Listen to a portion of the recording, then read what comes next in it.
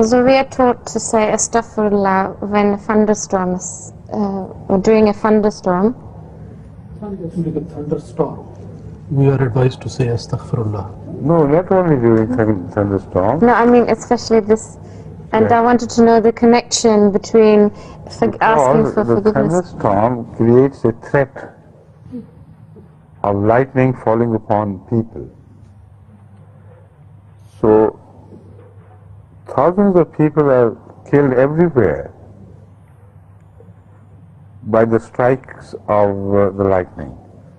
Particularly in America, the thunderstorms develop so fiercely that I think America is one of the countries where the death rate because of thunderstorm is the biggest.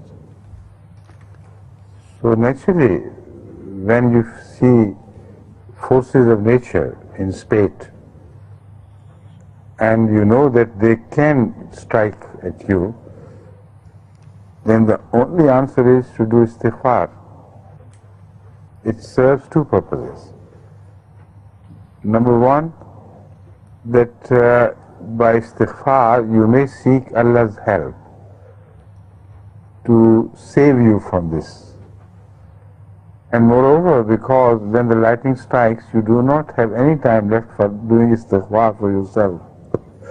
It's better to have done it before. Right? Okay. I'll ask the second part to this. The Holy Prophet always used to ask for astaghfirullah, but we know that he never did since. Because istighfar is not only in relation to the past sins, but also, as Hazrat Muslim has explained this repeatedly, istighfar literally means you are burying yourself under earth. Literally it means.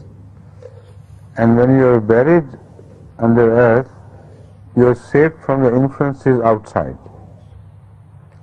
So istighfar literally means, and also virtually means, that you prepare yourself for shunning all evils in future. And that cannot be done unless you seek Allah's help in this.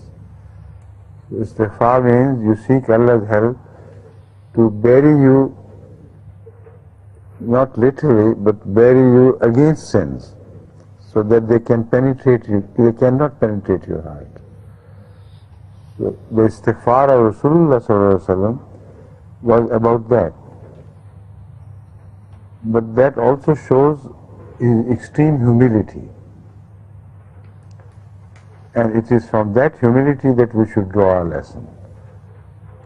Despite the fact that he had been guaranteed by Allah that he will die sinless, and he is the sinless person, yet as long as he lived, he continued to do istighfar, lest, being human, some faults may penetrate him.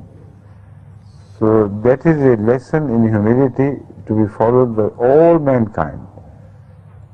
One shouldn't trust over much his own piety or the piety he thinks he possesses.